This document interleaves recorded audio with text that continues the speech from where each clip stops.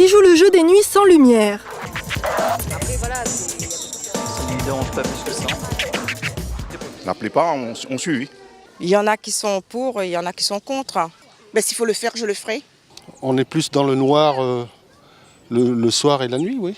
Je l'attrape avec les mains, bien mettre dans une boîte. Le pompier va savoir ce qu'il faut faire après. Je ne suis pas d'accord. Ça ne me dérange pas plus que ça. Nous sommes ici à Saint-André, la ville du Deepavali, la fête de la lumière, mais jusqu'à dimanche ici et plus généralement dans l'île, l'éclairage doit se faire plus discret, moins de pollution lumineuse pour permettre aux jeunes pétrels de Barreau de prendre leur envol vers la mer. D'après vous, les collectivités et les entreprises ont-elles suivi cette consigne ? Je ne suis pas d'accord.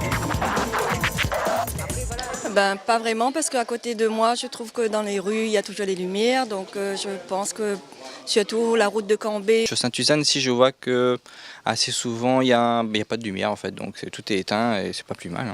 Si on peut faire d'économies d'énergie dans les communes, ça serait pas mal. On habite dans les Hauts-de-Saint-Denis, on a une belle vue plongeante sur la ville et j'ai pas constaté qu'il y avait moins d'éclairage ces jours-ci en tout cas. Je trouve qu'on n'en parle pas assez, donc il faudrait faire un effort sur la communication et puis peut-être inviter aussi le secteur privé à jouer le jeu et puis à rejoindre un petit peu les collectivités. Quelques exemples d'extinction des feux.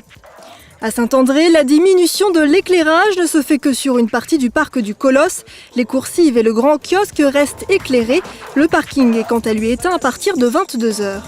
La commune de Brapanon se trouve quant à elle dans un couloir près de Rivière-du-Mât où beaucoup de pétrels de Barreau s'échouent. Dans le chef-lieu, plusieurs sites sont éteints en fonction de périodes définies. La commune a prévu une extinction également dans plusieurs monuments en fin de semaine et de plusieurs équipements sportifs. Certaines compétitions peuvent être reportées. Pour sensibiliser et pour éveiller les sens des participants partout dans l'île, le parc national propose des animations, notamment des randonnées. À Saint-Benoît, pour vous accompagner, un conteur ainsi qu'un guide pays. Sont organisées également des projections et des observations nocturnes au bar à choix près de la borne sur les baleines ce samedi. Pour les nuits sans lumière, là, il y aura plus de... Enfin, à mon avis, il y aura plus de voyous, quoi. Pas voyous, mais comment ? Des délinquants. C'est au mois d'avril que les oiseaux endémiques se dirigent vers la mer avec pour repère la lune. Les lumières urbaines désorientent ces oiseaux marins qui s'échouent sur le sol. Leur morphologie ne leur permet pas ensuite de redécoller. Ils ont besoin d'un promontoire. Les risques alors, se déshydrater, être attaqués par des animaux ou se faire écraser. Savez-vous ce qu'il faut faire pour venir en aide à ces jeunes pétrels ? Que faire si vous trouvez un pétrel de Barreau ? Ça ne me dérange pas plus que ça. Si on en trouve, je crois bien que comme c'est une espèce protégée, il faut donner à quelqu'un pour une association par exemple. J'ai déjà ramassé moi. J'étais envoyé dans la sécurité au port. J'ai trouvé, j'ai mis dans une caisse en carton. Et après, le lendemain, j'ai déposé. Alors qu'on le trouve échoué, il faut le récupérer, le mettre dans une petite boîte en carton. Bien, pas le stresser, ni rien, et puis aller le déposer le plus vite possible dans les centres qui peuvent récupérer donc les pétrels. Numéro pour appeler en fait. Je sais et je connais une dame aussi qui travaille, donc j'ai déjà trouvé et déposé chez cette dame. Les précautions à prendre avec un pétrel échoué. L'animal est souvent effrayé, lui mettre un tissu sur la tête permet de l'attraper plus facilement. Il faut ensuite replier ses ailes délicatement et le placer dans un carton avec des ouvertures. Il s'y trouve en général plus calme.